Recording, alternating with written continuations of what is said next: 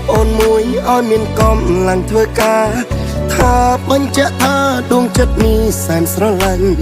ពលអូនក្រអូបប្រហាឈ្ងុយឆ្ងាញ់ពេលមកវិញសំថាបមួយទៀតមហូបអីក៏បានបងញ៉ាំបានទាំងអង្គស្នាដៃប្រពន្ធពីសែននាងអរុជាតិបងខំធ្វើការហើយបងប្រញាប់ឆ្លៀតមកដល់ផ្ទះញ៉ាំបាយជុំគ្នា